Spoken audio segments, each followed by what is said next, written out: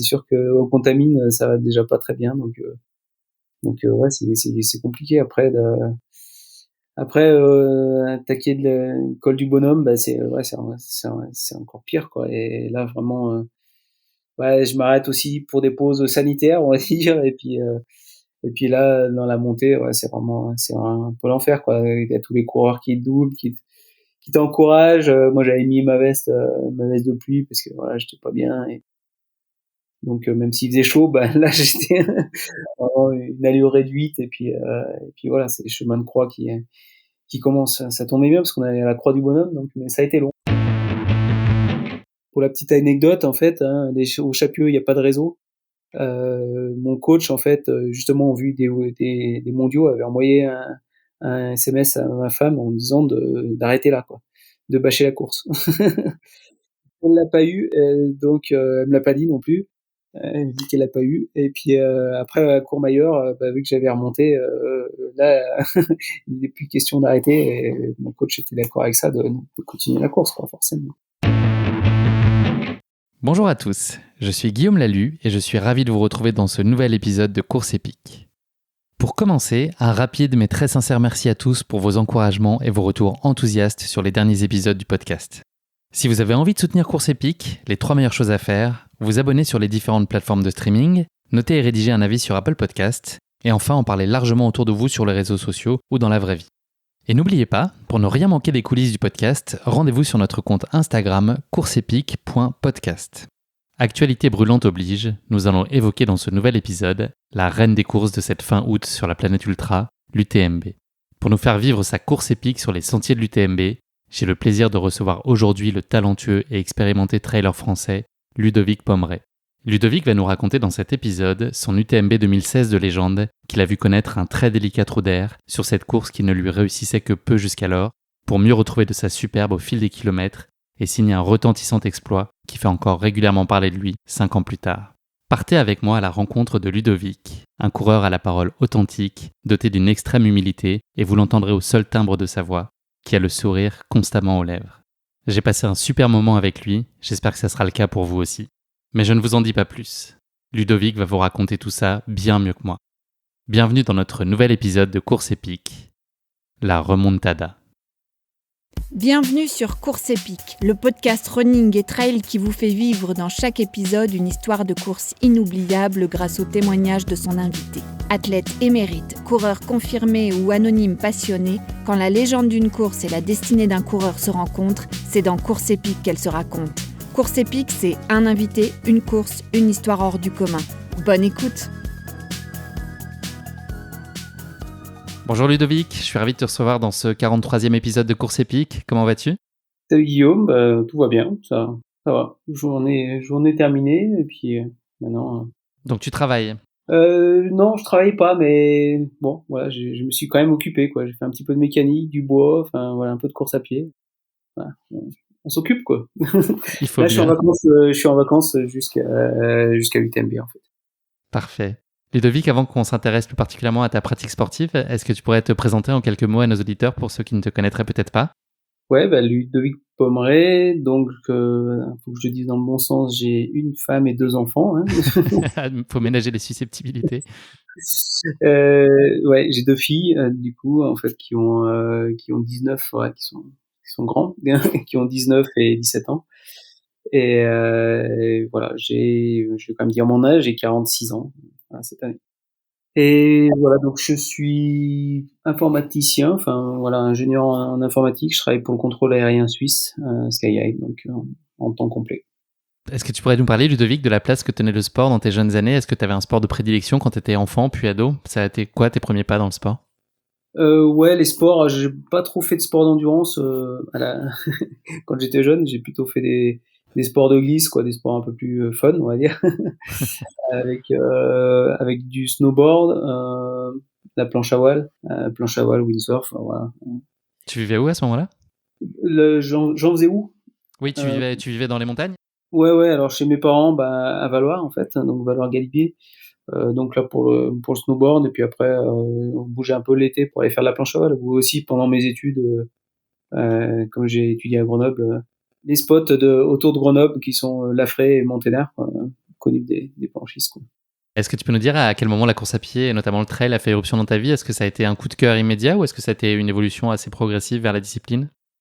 Non, ça a plutôt été une évolution, disons que c'est plutôt avec mes beaux-frères, en fait, qui faisaient de l'athlétisme, qui m'ont un petit peu, branché pour aller faire des courses par là. Il y avait à cette époque quelques courses de montée sèche, en fait, où ouais, il y a des petites montées qu'il fallait aller à un refuge ou voilà, un truc comme ça.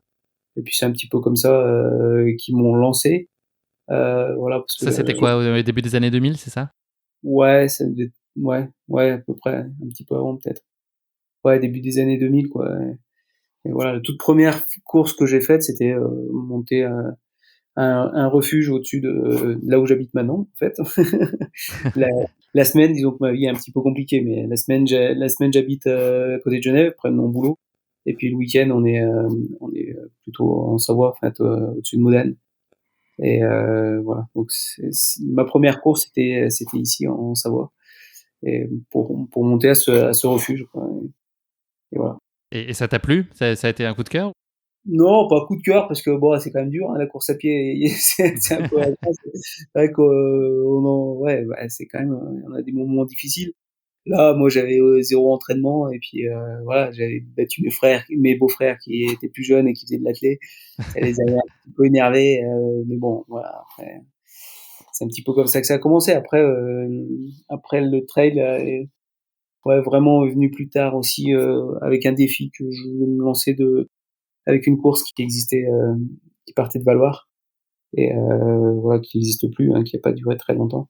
Et je m'étais lancé un petit peu. C'est vraiment comme ça que j'ai commencé le trail aussi, de lancer le défi de faire cette course. Et je me suis inscrit et je me suis cassé les dents et voilà, c'est un petit peu comme ça que ça a commencé. Tu as un palmarès qui est en trail qui est très impressionnant. Pour en citer uniquement quelques lignes, tu as gagné le trail Verbier-Saint-Bernard en 2011, la Maxi Race en 2016. Tu as également fini deuxième de la Diag en 2009, 2014, puis 2019. Je risque d'être essoufflé en lisant tout ça. La liste est très longue.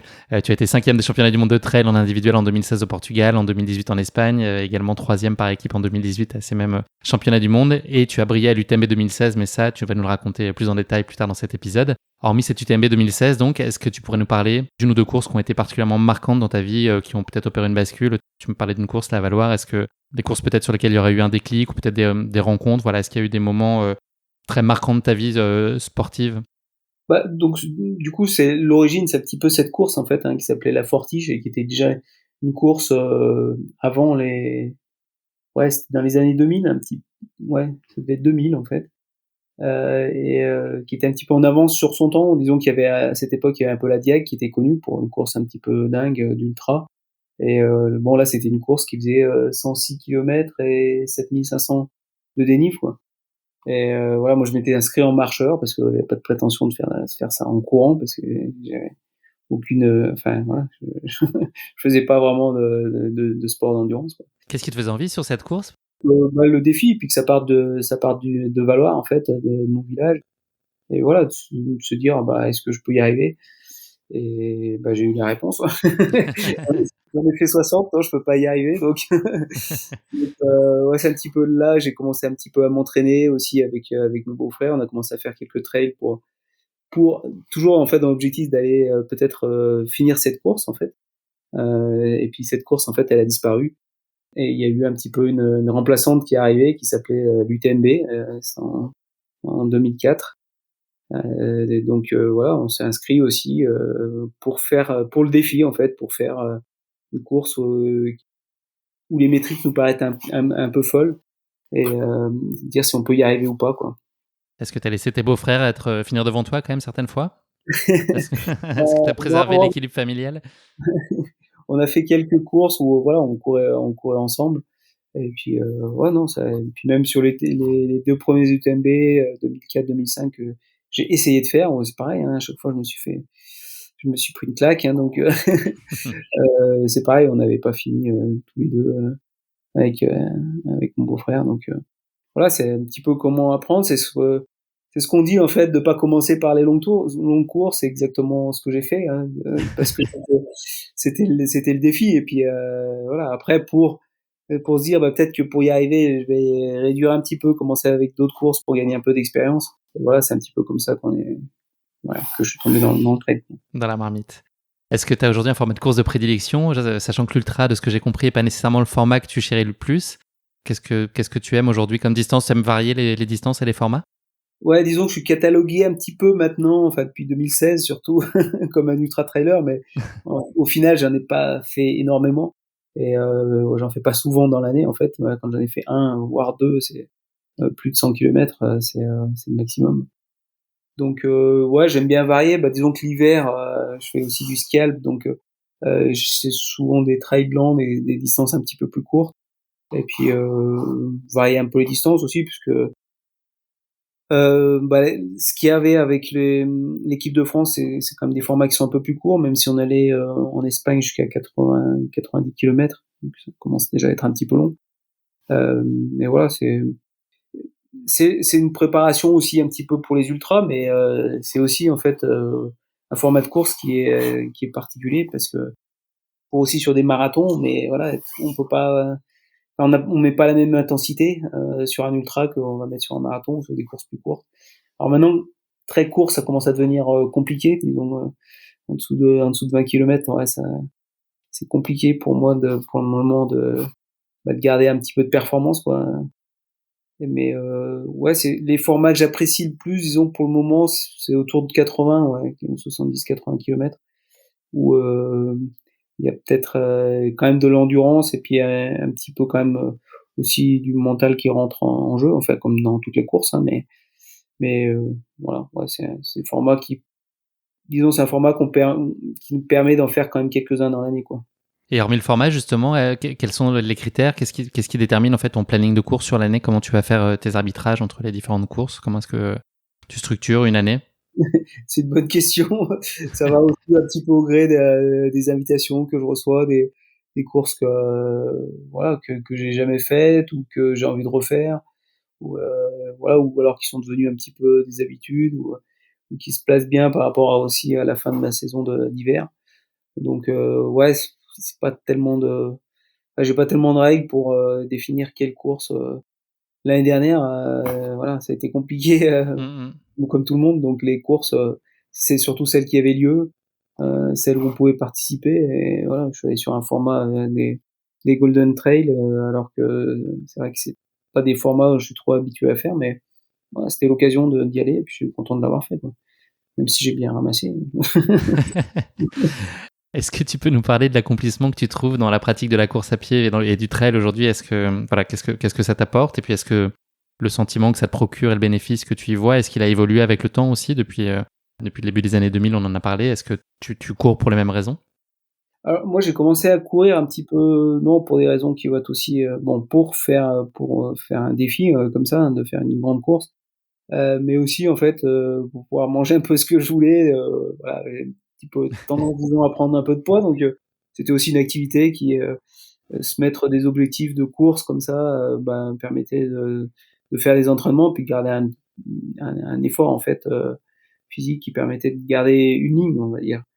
Après, quand ça commençait à marcher un petit peu, c'est vrai que l'objectif il change un petit peu.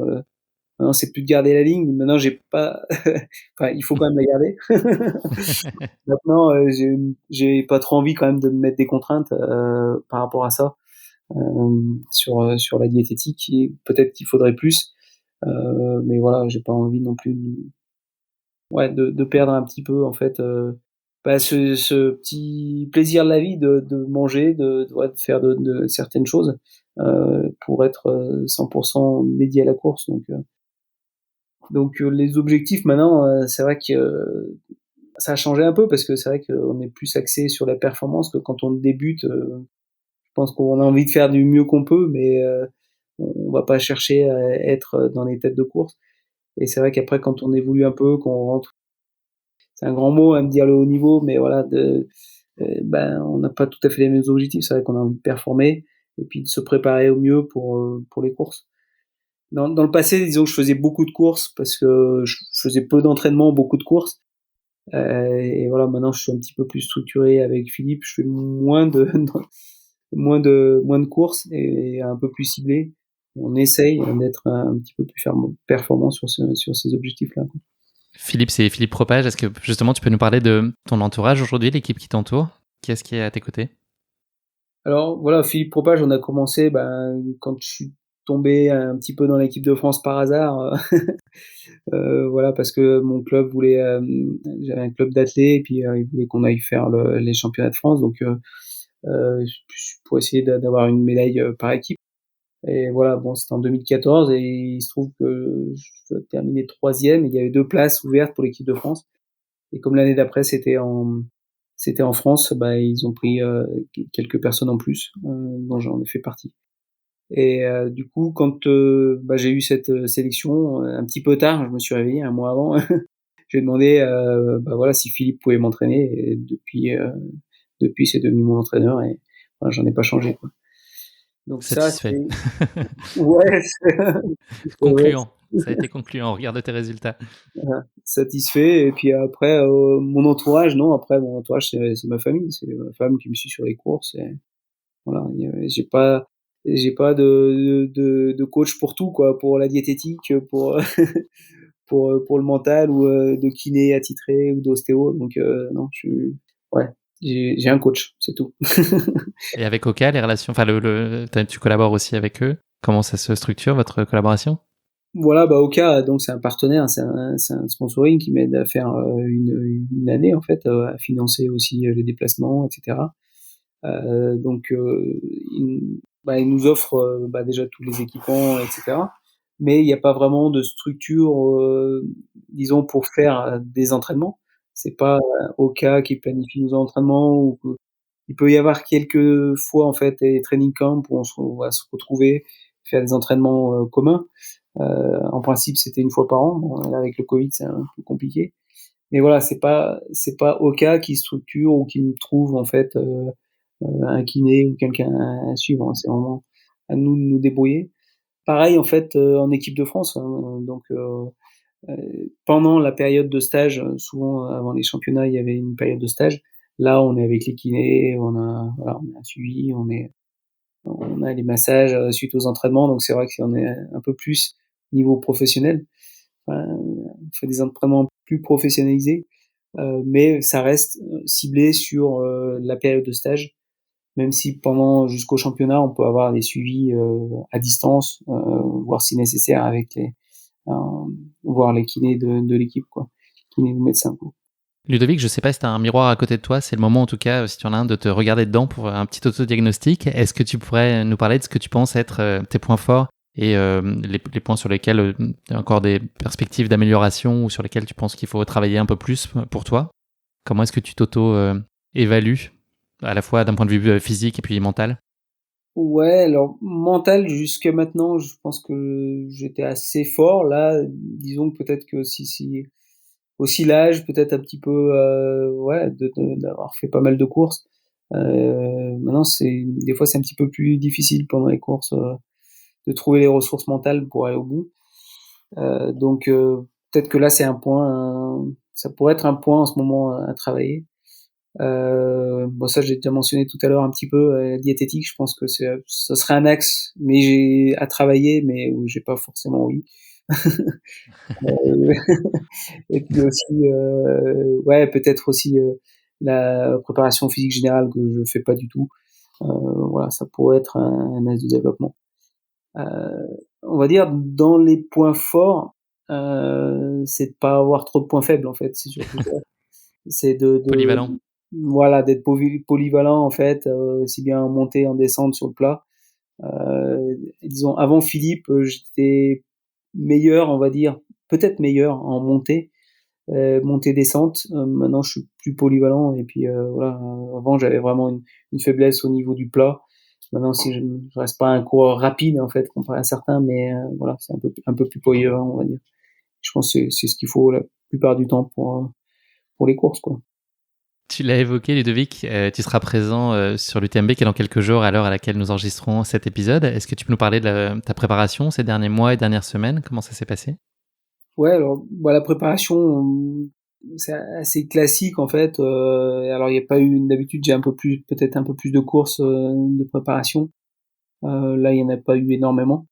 Disons que on a chargé un petit peu en fait sur fin juillet, voilà, début août, enfin, pour avoir le volume un petit peu, hein. Il n'y a pas de secret. Je pense que pour faire une course qui fait 170 km, on va pas essayer 22-24 heures. Hein. Voilà, il faut quand même l'habituer un petit peu le corps et charger un petit peu avant ça. Donc voilà, après c'est continuer. Enfin, habituellement, mon coach me met 2 séances par semaine, souvent avec une séance de plat, une séance de côte. Voilà, ça a continué, mais avec en plus à côté un petit peu plus de sorties longues, quoi, sans être très long. Disons que là j'ai fait des 4-5 heures, mais pas beaucoup plus. On a fait un petit bloc d'entraînement qui a été assez bénéfique là avec Compressport aussi, où on a fait la reco du parcours en 4 jours. Donc ça fait déjà des bonnes étapes 4 jours de suite. Et voilà, ça faisait un bon petit bloc d'entraînement aussi. Tu te sens affûté et assez serein à l'approche de cette UTMB? Ouais, assez serein. Ouais, quand Autant on qu'on voit puisse ce qu'il l'être. y a à faire, être serein, se dire je vais être à l'arrivée, c'est toujours compliqué sur une course aussi longue. Bien sûr, ouais. Mais avoir le sentiment d'avoir en tout cas fait ce qu'il fallait. Ouais, je pense qu'il a fait ce qu'il fallait. J'arrive pas dans une méforme. Voilà, quelques petites douleurs lancinantes, un genou, voilà, deux, trois petites douleurs tendons, mais je pense que ça va, ça ira. J'espère voir le bout, ce sera le premier objectif déjà. Après on verra. Merci beaucoup pour cette introduction, Ludovic. On va passer maintenant à notre basket chinoise, qui est un format de portrait chinois version sportif. La première des 3 questions de cette basket chinoise: si tu étais un personnage fictif, qui serait-il? Personnage fictif, Kylian Jornet? Ah non, c'est pas un personnage fictif. Ouais, moi, je pensais que c'était un extraterrestre, mais non. On peut se poser la question, effectivement. Non, alors peut-être prendre pour un comics sur un comique. Je parle pas d'un Pas d'un humoriste. humoriste, hein, mais Flash, on va dire. Hein, pour les coureurs, c'est pas mal. Ouais, ça peut aider. Si tu étais un animal, lequel serait-il? Ouais, il y en a pas mal que j'aimerais être. Hein. Un animal qui pourrait voler, ça pourrait être pratique certaines fois. Mais je pense que voilà, j'aime bien aussi être en montagne. On pourrait être chamois. Vu leur performance, quand on les voit se tirer la bourre, j'ai pu voir ça quelques fois en fait, des chamois qui s'amusaient entre eux. C'est assez impressionnant quand même. Donc ouais, ça pourrait être pas mal, chamois. Dernière question de cette basket chinoise: est-ce qu'il y a un sportif ou une sportive qui a une source d'inspiration particulière pour toi?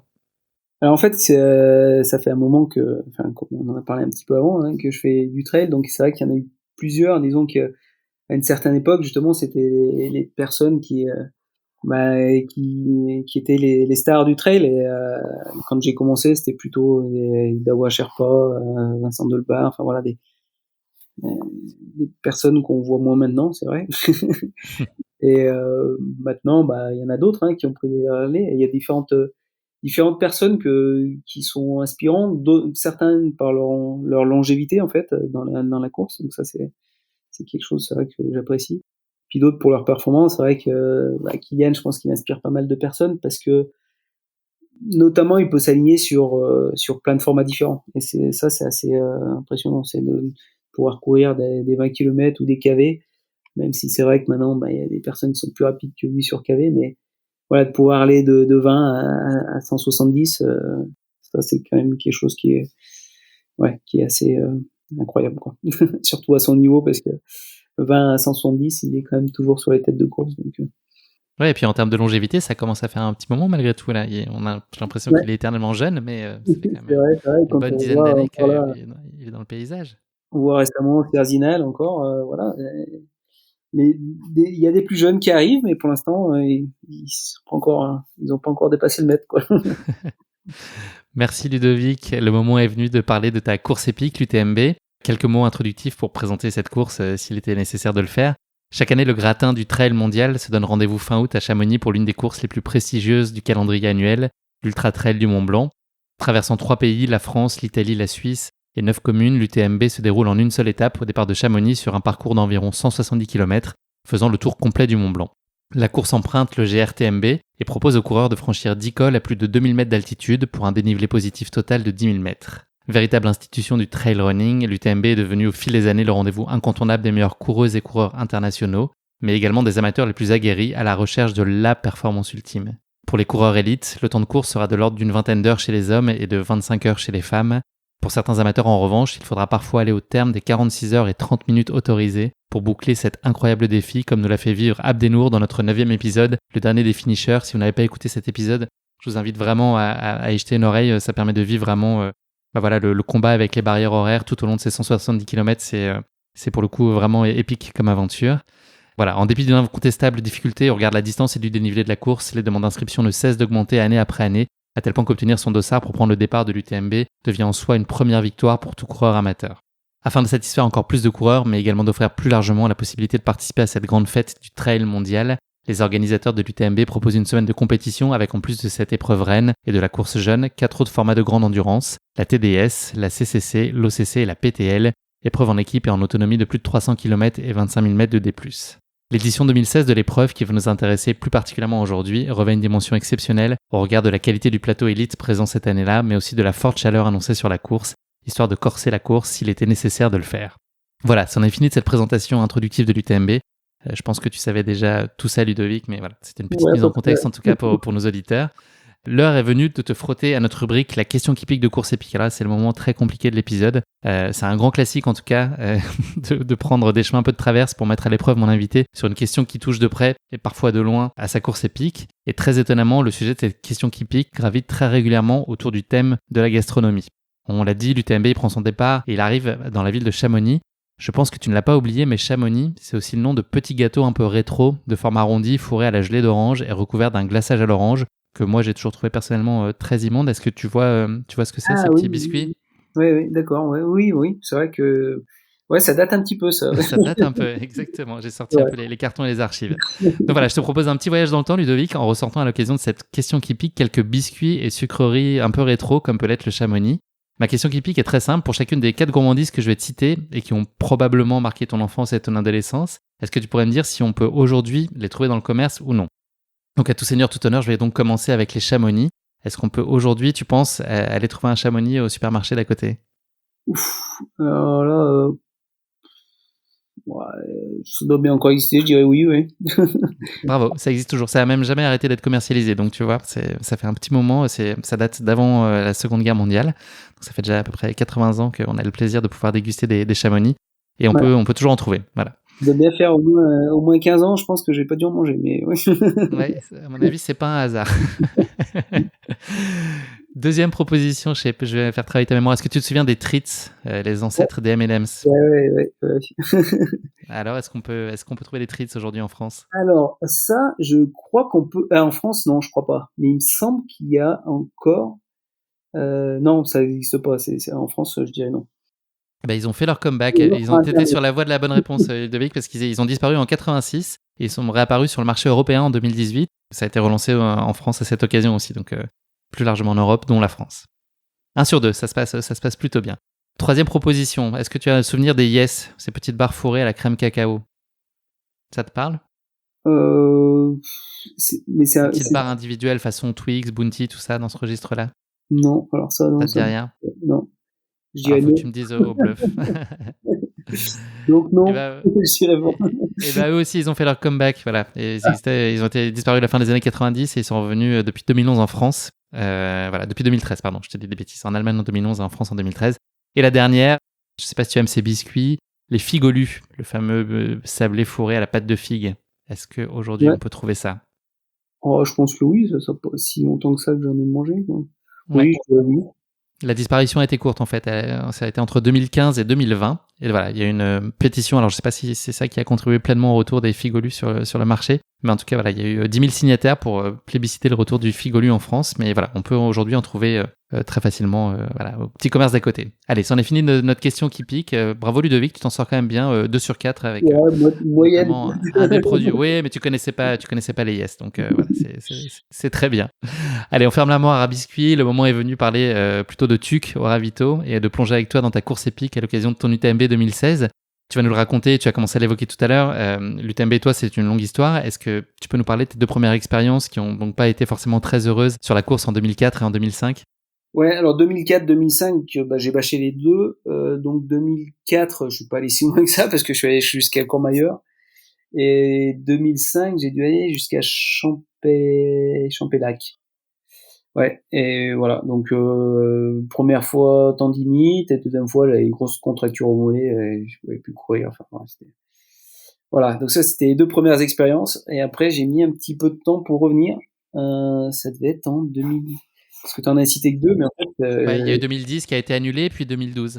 voilà, alors 2010, en fait, on allait au Contamine et après ils ont arrêté la course et ils ont voulu refaire. Enfin, ça repartait après pour une CCC en fait, pour de Courmayeur. Et j'étais pas reparti.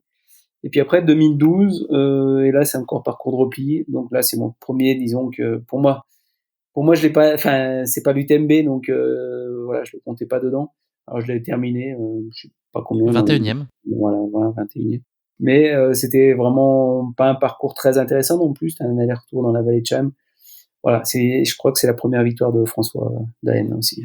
Est-ce que tu as tiré des enseignements sur ces participations, même si tu n'as pas pu aller au bout, mais est-ce que voilà, ces insuccès sur ce parcours-là t'ont apporté déjà des choses, ou au moins en tout cas une connaissance du parcours plus Ouais, une précise? connaissance de parcours, oui, parce que de toute façon j'avais fait Courmayeur. Après 2009, j'ai quand même fait une CCC. Donc je connaissais le parcours, quoi. Disons que l'intégrale du parcours, je la connaissais, même si j'avais jamais fait de reco, comme j'ai pu faire cette année en entraînement. Mais ouais, je connaissais le parcours. Maintenant, je m'étais dit, ouais, bah, l'UTMB, je sais pas, il veut pas de moi, je vais pas arriver au bout, alors que je pense que j'étais arrivé au bout de certaines courses, enfin, une course notamment à la Diag qui est, je pense, un petit peu plus dure que l'UTMB, techniquement, en temps aussi, quoi. Donc, mais voilà, l'UTMB, ça me souriait pas, donc j'ai mis un petit moment aussi à me réinscrire et puis voilà, à revenir en 2016 pour une nouvelle tentative. Qu'est-ce qui te poussait à revenir quand même de façon assez régulière? Est-ce que la course, elle revêt quand même une dimension mythique à tes yeux? Oui, bah c'était quand même une course, tout le monde en entendait parler. Je veux dire, si quelqu'un en fait cite une course d'ultra trail, il y a une grande chance que ce soit l'UTMB quand même, mais c'est une course qui est quand même mondialement connue. C'est vrai ouais, il y avait quand même un plateau important, et puis aller se frotter au meilleur. Et même si c'était pas forcément, enfin oui, on garde toujours l'objectif de faire un beau résultat dessus, mais l'objectif premier c'était quand même de la terminer, quoi, de faire le tour, quoi, et le vrai tour, quoi, parce que voilà, 2012 pour moi c'était pas le vrai UTMB. Donc là, on fait un petit saut dans le temps et on est en 2016. Ton début de saison, il est très prometteur avec notamment une victoire sur la Maxi Race. Donc voilà, t'es plutôt en pleine forme et les résultats suivent. D'ailleurs, l'année 2016 va se passer de façon très globale, extrêmement bien. T'as un palmarès hallucinant sur cette année. Comment est-ce que tu te sens à l'approche de cette UTMB? C'est un peu la question que je t'ai posée tout à l'heure sur celle qui t'attend dans quelques jours. Mais voilà, à l'approche de cette UTMB 2016, quel est ton niveau de confiance? Ouais, bah, disons, à part le fait que j'ai eu 4 échecs, enfin, non, 3 on va dire, hein, parce que 2012, c'était pas un échec, vu que c'était la course qui était différente. Euh, Pas forcément beaucoup de confiance dessus. Maintenant, voilà, comme tu disais, j'avais fait des courses, et les courses s'étaient bien passées. Tu parles de la Maxi Race. Maxi Race, c'était surtout, en fait, pour jouer la qualification pour les championnats du monde, qui étaient en octobre. Donc, voilà, moi, j'arrive pas avec une monstre confiance sur la course. Maintenant, voilà, enfin, j'avais quand même espoir d'aller au bout et de la terminer, quoi. Tu parlais de championnat du monde qui arrivait assez tôt. J'ai cru lire qu'il y avait des interrogations quand même sur. Enfin, est-ce que le fait de participer à l'UTMB peut mettre en péril les championnats du monde, ou est-ce qu'il y a suffisamment de temps pour récupérer? Est-ce qu'il y a un arbitrage à faire, un choix qui idéalement il faudrait faire entre les deux, ou est-ce que les deux sont compatibles? Bon, on en avait discuté avec mon coach. C'est sûr que si c'est lui qui a décidé en fait des courses que je faisais, on n'aurait pas fait celle-là. Mais bon, voilà, il savait que c'était quelque chose qui me tenait à cœur, et puis il a fait son plan d'entraînement en fonction de ça. Et voilà, donc forcément, on a préparé l'UTMB, mais tout de suite après l'UTMB, enfin tout de suite, on a commencé à préparer en fait les championnats du monde. Donc c'est sûr que ça, il y avait 2 mois entre les 2 courses. Voilà, c'est assez, tout en étant relativement proche, quoi. Donc voilà, c'était aussi un pari quand même, hein, Maintenant, bah voilà, ça s'est pas mal passé, et puis les championnats du monde sont pas mal passés aussi derrière, quoi. Est-ce que j'aurais pu faire mieux sur les championnats du monde sans faire l'UTMB? Voilà, on ne saura pas, mais Ça s'est quand même effectivement très bien passé dans les deux cas. Et est-ce que dans cette préparation de l'UTMB 2016, est-ce que tu as l'impression d'avoir changé des choses par rapport aux années précédentes? bah, en fait, c'était la première fois que j'avais un entraîneur, quoi.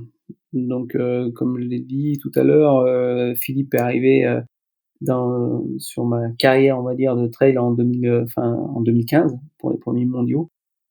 Et voilà, donc c'était la première fois que je suivais un entraînement, quoi, structuré. Donc c'est la grosse différence. Et voilà, je me souviens qu'il m'avait mis des sorties. Je pense que j'avais jamais trop fait en préparation avant un UTMB. Disons que moi, c'était plus les courses qui me préparaient à l'UTMB. Et voilà, là, je me souviens de sorties, même de sorties de vélo. Où je fais pas beaucoup de vélo, mais des sorties de vélo de 6 heures, j'en ai pas fait beaucoup, quoi, dans ma vie. La start list, elle est très relevée cette année-là, comme bien souvent. Est-ce qu'il y a des concurrents que tu suis l'œil un peu plus particulièrement? Ou est-ce que tu es là dans ta bulle et tu fais ta course pour toi? Non, bah après, moi, je pense que il y avait déjà les cotes ITRA, je devais être dans les 20, un truc comme ça, il me semble. Et voilà, après, c'est vrai qu'il y a pas mal de coureurs.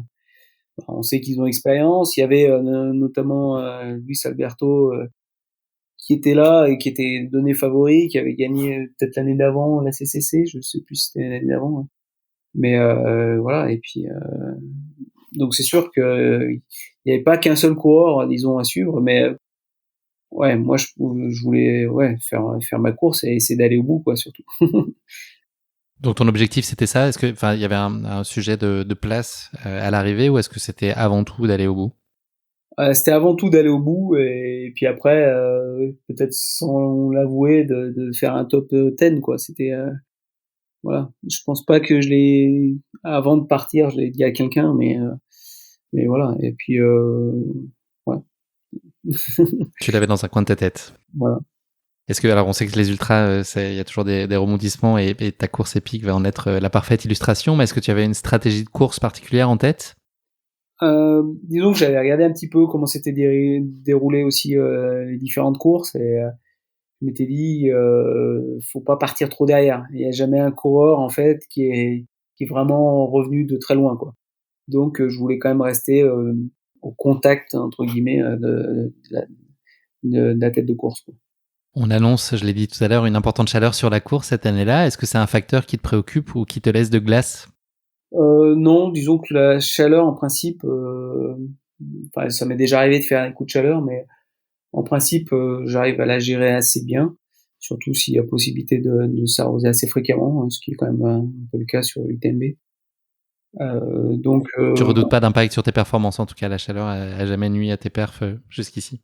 forcément, il y a quand même un impact, hein. On peut pas tenir le même rythme s'il fait 30 degrés ou s'il fait 15, hein, donc, donc il y a quand même un impact, je pense, sur la performance. Mais pour moi, disons que peut-être c'est plus un avantage, ou alors ça fait plus de sélection, on va dire, sur d'autres personnes qui sont plus sensibles. Voilà. Hormis cette chaleur, donc qui est pour le coup pas vraiment source de préoccupation pour toi, est-ce qu'il y a une chose qui t'appréhende sur la course? Enfin, avant le départ, est-ce qu'il y a quelque chose qui est source d'inquiétude ou de Non, vigilance, je sais pas. pas spécialement, hein. C'est juste quand on est sur la ligne de départ et on se dit il va falloir revenir là, mais avant, et qu'on sait tout le trajet qu'il y a à faire, c'est toujours l'appréhension. Donc c'est vrai, c'est l'appréhension globale de la course, mais pas d'appréhension particulière, non. T'es comment dans ces moments-là sur la ligne de départ? Est-ce que t'es très concentré, plutôt un peu nerveux, t'es impatient? Comment tu te sens à ces moments-là? Non, pas nerveux, mais ouais, plutôt concentré, puis à se dire qu'on aimerait bien voir Chamonix en arrivant par le bon côté, quoi. De revoir. Ça y est, nous sommes le vendredi 26 août 2016, 18h, tu t'élances sur les sentiers de l'UTMB. Est-ce que tu peux nous parler de ton début de course que tu mènes tambour battant jusqu'à Saint-Gervais au kilomètre 21, où tu occupes alors la deuxième place derrière un virevoltant Zach Miller? Comment est-ce que se passent ces 20 premiers kilomètres de course? Ouais, alors c'est vrai que c'est une année un petit peu particulière parce que ça part peut-être pas spécialement vite, ou alors j'étais bien sur le départ, je sais pas. Mais on se retrouve, je crois, à 3 au cas en fait, pratiquement en tête sur après le lac là, juste au départ en fait du TMB. Il me semble qu'il doit y avoir aussi Julien et comment? J'ai mangé son nom, mais je pense que tu le retrouveras, qui était chez Oka à cette époque et ouais, c'est un Est-ce petit que peu. c'est Fabien Antolinos ou pas du tout? Non, non, Ah non. non. Voilà, donc on est un petit peu surpris et puis après tu parles de Fabien, je me souviens qu'on est monté ensemble au col de Voz avec Fabien. Donc Zach nous avait rattrapés et était parti un petit peu devant. Et voilà, on discutait un petit peu et puis je dis bah déjà si on arrive à tenir encore ce rythme-là sur la fin de course, ça sera déjà pas mal quoi. Ouais, ouais, on s'est dit qu'on partait peut-être un petit peu vite quoi, quand même. Toujours la question, savoir est-ce qu'on a le bon pace sur un début de course aussi long. Euh, on part toujours un petit peu trop vite. Voilà, là, ça me convenait parce que c'était aussi la stratégie que je voulais, être un petit peu dans le contact. Alors on a laissé partir Zach parce que vraiment c'était peut-être un cran au-dessus. Et voilà, donc non, on était pas mal. Et puis donc on fait le col. Je crois on doit avoir 5 minutes. J'ai plus combien il y a au col en fait avec Zach. Et puis dans la descente, en fait, on revient sur Zach, quoi. Et je pensais même qu'il était blessé, en fait, parce que je le voyais courir. Et puis, je sais pas, il y avait une petite patte enfin, il a une jambe qui faisait un mouvement bizarre. Et je lui ai posé la C'était du question à bluff. ce moment-là s'il était Are you injured? Et il me dit non, non. Il avait l'air surpris de ma question. Voilà, donc là, c'est vrai qu'on arrive assez groupé, je pense, à Saint-Gervais, quoi. La situation, elle se corse ensuite pour toi à l'occasion de la montée vers le refuge de la Croix du Bonhomme, alors que tu connais des premiers problèmes digestifs. Ouais, c'est ça. Déjà sur la portion en fait Saint-Gervais-Contamine, qui est une portion que je n'apprécie pas particulièrement en fait, c'est vrai que c'est un petit peu longué pour moi. Je trouve que c'est un peu roulant, voilà, des choses un petit peu avec des parties un petit peu raides. Enfin, il y a un petit peu de tout, mais voilà, c'est pas une partie que j'apprécie tellement. Et ouais, et puis là, voilà, des problèmes, des douleurs au ventre en fait qui commencent à arriver alors que j'ai eu en fait au tout début en fait de ma carrière, on va dire, de mes débuts en trail, pas mal de problèmes et de trouver un équilibre en fait au niveau alimentaire pendant la course. Et puis voilà, après ça s'est stabilisé et j'ai trouvé mon équilibre. Et là, j'ai l'impression d'avoir fait la même chose et voilà, je me dis bah voilà, c'est la malédiction du TMB encore encore une fois. Donc j'ai l'impression d'avoir fait tout pareil et d'avoir pris voilà le même protocole en fait en course. Il y a un chaman qui a pris sa petite poupée, Ludovic Pomeray, et qui a planté une petite aiguille dans le Ouais, c'est ventre ça, pendant il fait quelques de heures. Cambrai et qui et ouais, voilà, donc ouais, c'est sûr qu'au Contamine, ça va déjà pas très bien, ouais, c'est compliqué après attaquer le col du Bonhomme, bah, c'est encore pire, quoi. Et là, vraiment, ouais, je m'arrête aussi pour des pauses sanitaires, on va dire, et puis là, dans la montée, ouais, c'est un peu l'enfer, quoi. Il y a tous les coureurs qui doublent, qui t'encouragent. Moi, j'avais mis ma veste de pluie parce que voilà, j'étais pas bien. Et donc, même s'il faisait chaud, bah là, j'étais vraiment une allure réduite. Et puis voilà, c'est les chemins de croix qui commencent. Ça tombait bien parce qu'on allait à la Croix du Bonhomme, donc mais ça a été long, quoi. Tu arrives au Chapieux après 50 km et 6 heures de course, dont 3 sans te nourrir, et tu occupes désormais la 50e place. Comment est-ce que tu gères psychologiquement? Là, tu nous l'as dit, tu t'es fait dépasser par un certain nombre de coureurs, tu as perdu une bonne quarantaine de places. Comment est-ce qu'on gère aussi le fait d'être physiquement assez tôt dans la course, déjà un peu dans la souffrance? Qu'est-ce que tu te dis en fait? Est-ce que déjà tu penses que tu pourrais ne pas aller au bout, ou est-ce que tu écartes d'emblée cette hypothèse-là? Non, alors je me dis pas que je peux pas aller au bout. Je me dis juste que je vais aller au bout, mais que je vais faire une nuit à Courmayeur, quoi.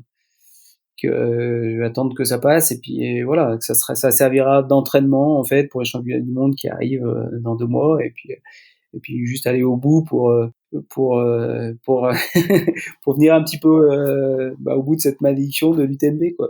Donc donc non, je m'étais pas dit complètement que j'allais abandonner, mais c'est sûr que j'allais enfin je pensais quand même toujours la finir, quoi, même à ce moment-là. Et puis là, au Chapieux, donc il y a ma femme en fait on avait prévu qu'elle ne vienne pas parce Elle ne que t'a pas écouté donc? Donc elle m'a pas écouté parce qu'elle a vu que à Notre-Dame, dernier point où on s'est vu à Notre-Dame de la Gorge, que ça allait pas. Donc voilà, elle s'est dit je vais quand même y aller, même s'il n'y a pas d'assistance, aller le voir, l'encourager, enfin voilà, supporter quoi. Donc voilà, je Ta l'ai fille était là aussi, je crois. ouais, Elle avait l'air assez affectée de la situation. ouais, les deux, ma fille, ma femme quoi en fait, où je voyais même s'ils étaient se retenir, qui étaient à moitié en pleurs, de voir que ça se passait une nouvelle fois pas bien, et voilà, que c'était difficile aussi, parce que c'est vrai que à ce moment-là, quand t'es déjà dans la souffrance, c'est vrai que c'est difficile, et de les voir comme ça aussi, ça m'a reboosté un petit peu pour faire la suite de la course, quoi, pour essayer de recommencer à m'alimenter, et voilà, c'est comme ça que je suis reparti des Chapieux, en essayant juste après les Chapieux de reprendre un gel. Où voilà, c'était pas un gel à l'herbe, mais non, parce que je dis ça à l'herbe parce que j'ai fait un peu comme les vaches où j'ai un peu ruminé quoi. Si tu veux, il voulait pas rentrer, mais je dis je vais pas le recracher donc donc voilà, il revenait, et puis voilà. Bon, il a fini par passer, et puis voilà, petit à petit j'ai essayé de reprendre un petit peu de course à pied, et même dans le col de la Seigne là, j'ai pu alterner un petit peu des alternances marche course. Ouais, tes 30 km suivants, donc ils sont synonymes plutôt de renaissance pour toi. Et justement, le passage au col de la Seigne, au lac Combal jusqu'à Courmayeur, où là, tu renoues avec le top 15. Donc, petit à petit, tu sens que les sensations sont en train de revenir. Tu reprends le contrôle un peu de ta course. Déjà, en fait, je peux commencer à me réalimenter un petit peu, j'arrive à reboire un petit peu. C'est toujours difficile, hein, et toujours mal au ventre, voilà. Mais ça commence à aller un petit peu mieux quand même. J'essaie quand même toujours de boire un petit peu, et puis de continuer l'alimentation, quoi. Et puis c'est vrai que de voir après aussi qu'on redouble des coureurs, pour le moral, c'est quand même meilleur. Donc voilà, petit à petit, on reprend des coureurs. Je me souviens que dans les pyramides calcaires, j'ai doublé Caroline Chavreau, Mhm. qui va gagner Qui aussi. a gagné chez les femmes, oui. Voilà. Donc ouais, non, Bon pour le moral, comme dit la compagnie créole. c'est bon pour le moral, ouais. Bien meilleur que de se faire doubler par tout le monde dans le col du Bonhomme. Là, on est sur des passages de nuit. C'est des passages que tu apprécies, les passages nocturnes, ou est-ce que tu te sens à ta main, ou tu es plus à l'aise en journée? Ouais, en fait, nuit ou jour, enfin, il y a pas tellement. C'est vrai que c'est plus difficile parce que quand on se retrouve un petit peu seul, en fait, ce qui est le cas en fait quand tu dis on attaque le top 15, là il y a plus d'espace du coup, donc là tu te retrouves un petit peu seul.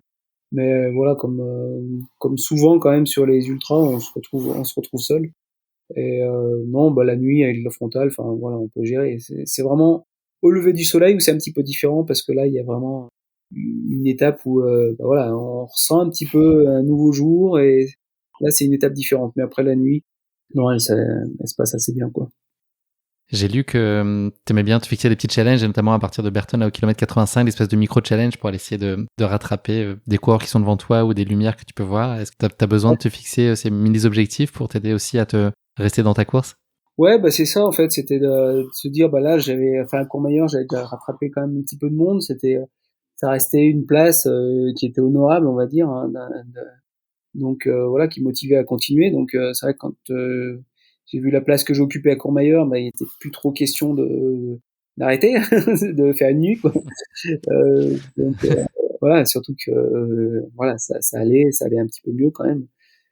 Toujours difficile au niveau du ventre, difficile de reprendre en fait des quantités d'eau suffisantes. Voilà, des douleurs aussi quand j'essayais de pisser quoi.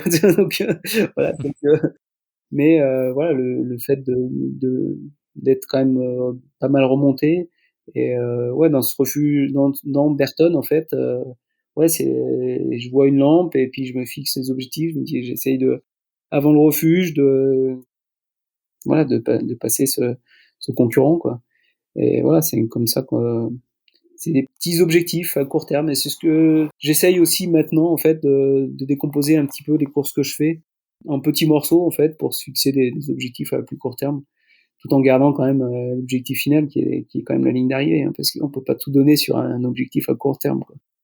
Tu arrives ensuite au Grand Col Ferret, au kilomètre 102, où tu rejoins le coureur lituanien Gediminas Grinius, qui deviendra ton partenaire de course pour les kilomètres suivants, c'est ça? Alors je pense que c'est beaucoup bien après que je reçois. Ah mais non, peut-être qu'on a fait on a fait la remontée ensemble, mais c'est vrai qu'on a fait un petit peu l'élastique avec Gilles.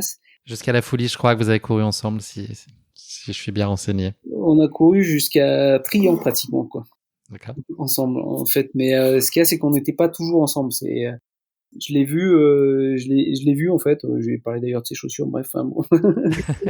Et puis après, c'est vrai qu'on n'était pas tout le temps ensemble. Mais c'est vrai qu'on a fait un bon bout de course ensemble. Et puis ouais, Ça, c'est une aide pour toi, c'est quelque chose qui te va bien d'avoir des partenaires quand même ouais, pour bah t'accompagner ça sur fait certains des aides. passages.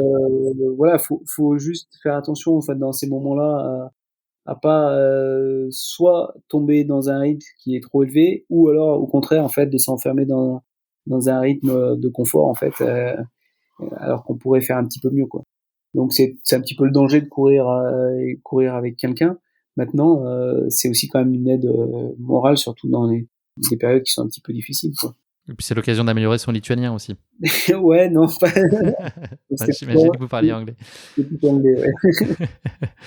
Donc tu passes la folie et tu arrives à Champey où tu apprends que le top 3 et à ce moment-là il y a un petit quart d'heure devant toi. Qu'est-ce que tu te dis? Est-ce que tu t'envisages le podium, voire plus, ou tu prends un kilomètre après l'autre? Dans quelle dynamique tu es à ce moment-là?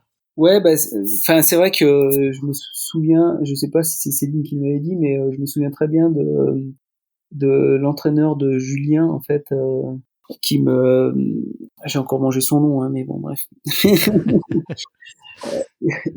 Je peux pas t'aider, je suis désolé.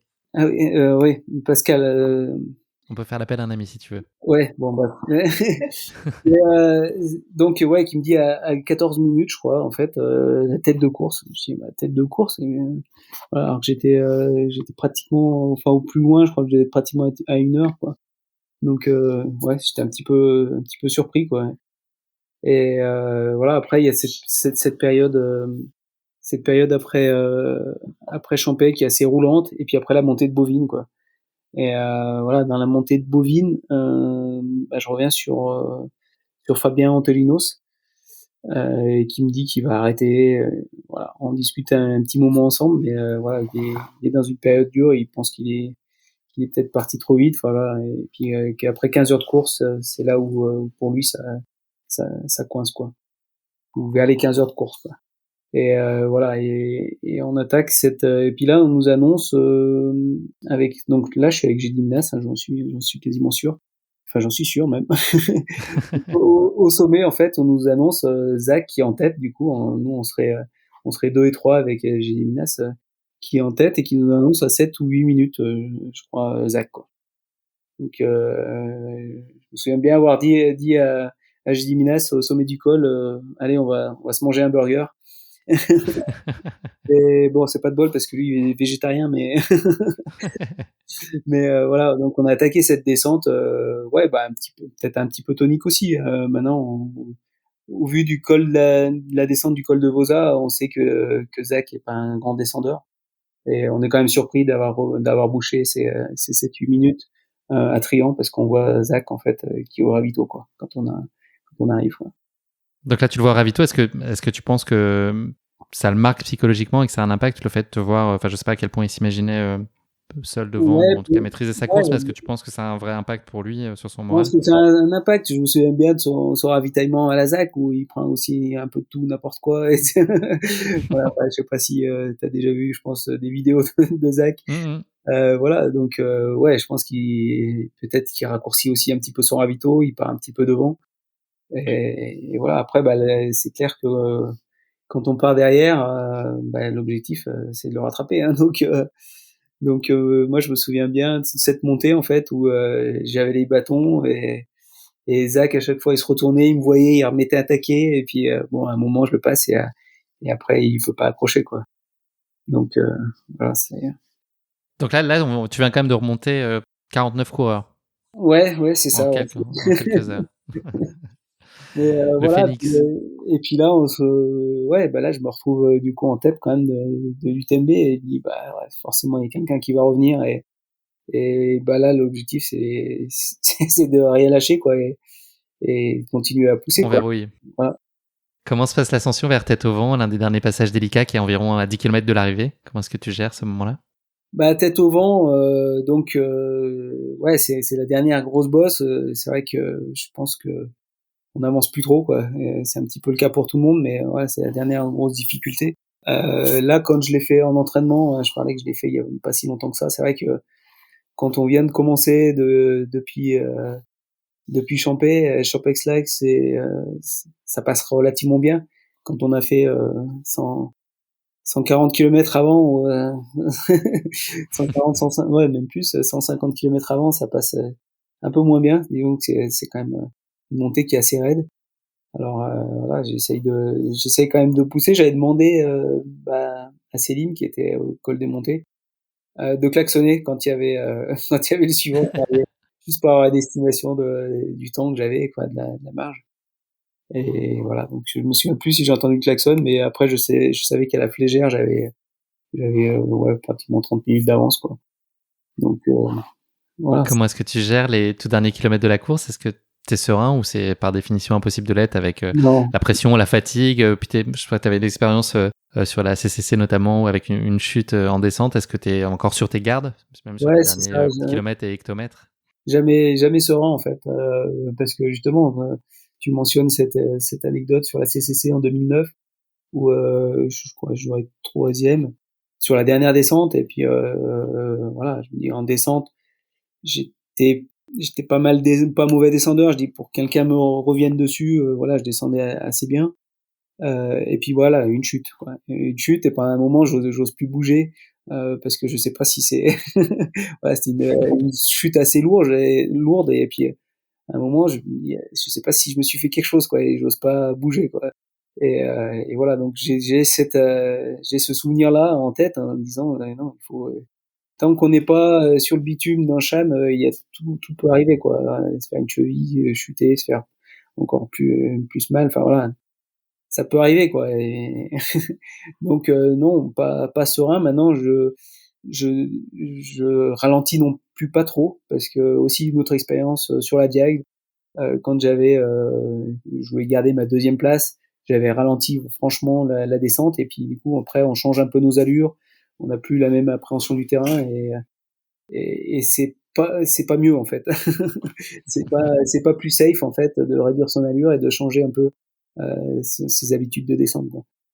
Donc voilà, pas serein, mais j'essaye de rester Appliqué, concentré. ouais. Cette tentative aura donc été la bonne, et puis je pense que tu as largement dépassé ton objectif qui était de terminer, puisque tu conclus ces 170 km à une fabuleuse première place après 22 heures et 2 secondes de course, 26 minutes devant J.D. Mignas. Qu'est-ce que tu ressens au moment de franchir la ligne d'arrivée, que tu as d'ailleurs parcouru et traversé avec ta fille à tes côtés?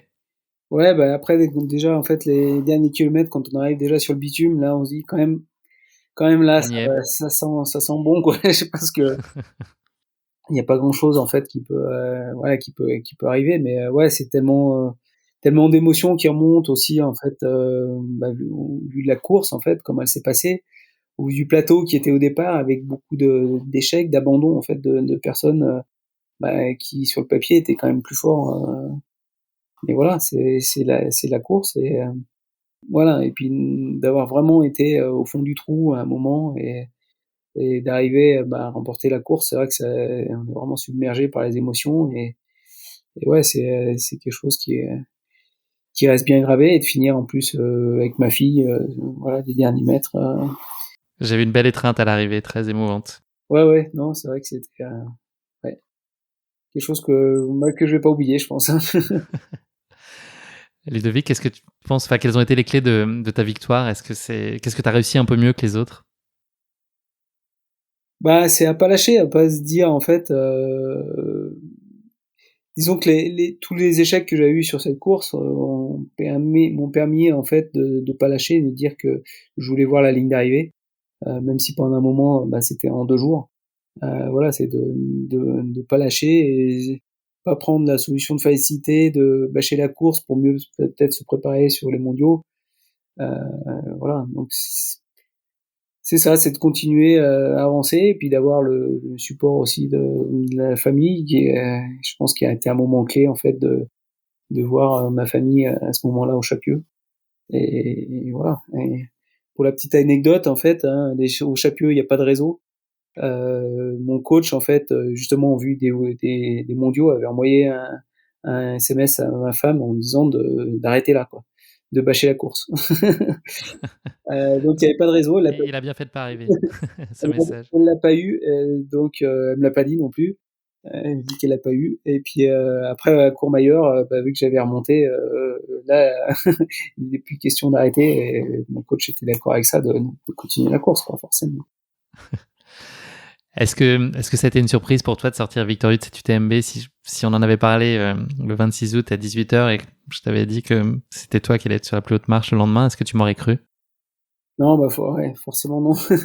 Même s'il y a quelque part, tout à l'heure, je te parlais d'un top 10, on a toujours, voilà, on peut toujours avoir un espoir, mais vu des concurrents, je pensais pas à la victoire, quoi. Mais c'est vrai de s'approcher au plus près du podium était déjà un objectif qui semblait irréalisable, inatteignable. Donc la gagner encore moins, quoi.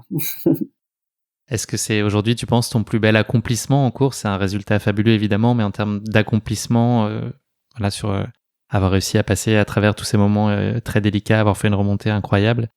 Est-ce que tu t'es prouvé des choses sur cette course-là que tu n'avais peut-être pas connues avant et quand bien même tu avais signé des performances remarquables sur d'autres courses? Ouais, bah c'est surtout en fait les rebondissements qu'il peut y avoir sur les ultras. Beaucoup plus en fait sur des courses que sur des courses plus courtes. C'est vrai qu'un ultra, ben voilà, c'est un petit peu aussi ma devise maintenant, c'est que rien n'est perdu tant qu'on n'a pas franchi la ligne. Et puis là, c'est d'autant plus vrai sur cette course quand on voit d'où je suis reparti, quoi, disons.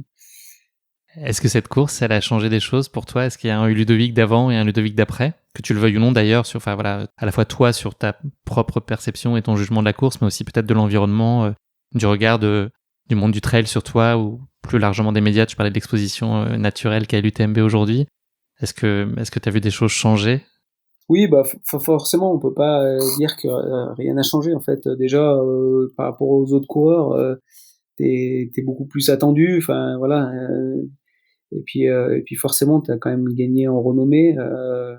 Même si maintenant ça fait 5 ans, hein, donc ça retombe. Et puis moi je l'ai gagné qu'une fois, pas comme certains qui l'ont gagné 3, peut-être bientôt 4. Et Donc peut-être 2 pour toi bientôt. ouais, c'est ça. On en reparlera dans quelques temps.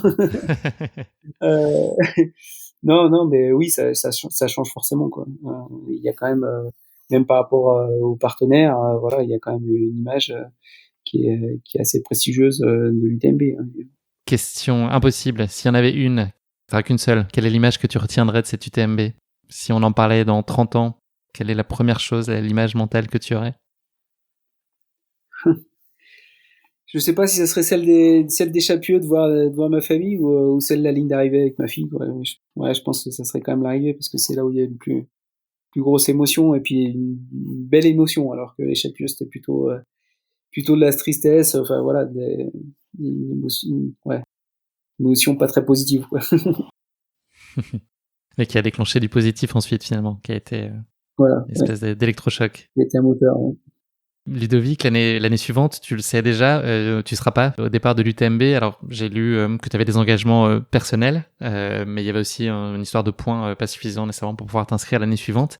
Est-ce que c'était frustrant pour toi de pas venir défendre cette victoire? Non, en fait, c'était pas une histoire de points parce qu'en fait, je les avais. C'était D'accord. 2016, c'était la dernière année en fait où j'avais par contre les points. Il fallait que je fasse l'UTMB parce que sinon après je les aurais perdus en fait parce que je faisais pas assez d'ultra. Ok. Donc c'était pour 2016 en fait où il fallait vraiment que je fasse l'UTMB. 2017, j'aurais pu le refaire l'UTMB, mais disons que j'avais pas envie de gâcher ce moment en fait et ce souvenir en fait de l'UTMB. Déjà, ma femme me demande pourquoi j'y retourne cette année parce que il y a quasiment aucune chance que ce soit le même résultat. Là, il faudrait vraiment qu'il y ait beaucoup de coureurs qui bâchent pour avoir les mêmes scénarios de course. Donc ouais, non, c'était garder encore cette course en fait et ces émotions, ce résultat, voilà, pendant Préserver ce un bon moment. moment, quoi. Et donc c'est pour ça que je me suis inscrit sur la CCC et voilà, qui était une belle course aussi, quoi. Tu seras à nouveau sur la ligne de départ donc le 27 août prochain. Qu'est-ce que tu attends et quel est ton objectif cette année? Qu'est-ce que tu espères de cette course? J'espère revoir une deuxième fois la ligne d'arrivée, donc déjà le reterminer, hein, parce que comme je te dis, un UTMB, ça reste un UTMB, il y a quand même 170 km à faire, et puis 10 000 de positifs, donc voilà, et on sait qu'il y a un gros plateau, que ça va aussi partir vite. Voilà, donc si je peux terminer en moins de 24 heures, et idéalement si j'arrivais à refaire mon temps de 2016, voilà, ça serait pas mal. Ça me passera pas sur le podium, ça c'est sûr. Maintenant, si ça pourrait encore être dans un top 20, voire un top 10, mais voilà, 10, j'aurais un peu de mal à y croire quand même. Mais, on te souhaite un très beau résultat en tout cas, sois-en sûr. Dans une dizaine de jours. À plus long terme, est-ce qu'il y a une course ou un défi sportif que tu n'as pas aujourd'hui réalisé et qui te fait particulièrement envie? Disons que la première ultra que j'ai, que j'ai faite, c'était la diagonale, et c'est vrai que tu le mentionnais au début de ce podcast, et j'ai fait 3 fois deuxième. C'est vrai que j'aurais bien aimé les gagner, mais voilà. Ça reste encore à faire. Je dis pas que c'est impossible, mais voilà, c'est un bon objectif. J'aurais bien aimé être sélectionné pour aller faire une fois la Hard Rock aussi. Voilà, c'est une course qui, même s'il n'y a pas beaucoup de coureurs, Pour avoir la chance au tirage. Pour avoir de la chance au tirage, je sais pas non plus comment gérer en fait ces altitudes, parce que c'est vrai que à 4000, c'est compliqué quand même. Voilà. Et puis un petit peu plus récemment, j'ai fait pacer sur la Western Set. Alors, on m'a dit pourquoi pas une fois faire quand même cette Western Set, qui est aussi quand même une course assez mythique aux US, quoi. Je te propose de conclure cet épisode non pas avec le mot de la fin, mais avec le motto de la fin. Est-ce que tu aurais une phrase à partager avec nous qui est une devise qui t'est particulièrement chère et qui illustre ta philosophie de vie, qui est en tout cas alignée avec tes valeurs? Est-ce qu'il y a une phrase qui incarne un peu ton mode de pensée?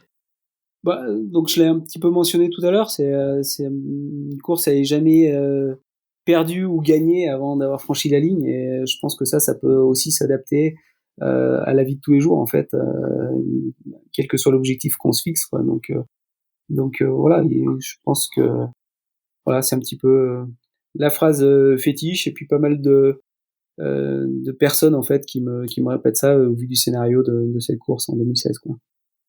Merci beaucoup Ludovic, c'est malheureusement déjà la fin de cet épisode. Merci de nous avoir fait vivre dans tes pas cette course épique, riche de rebondissements avec le Mont Blanc en toile de fond.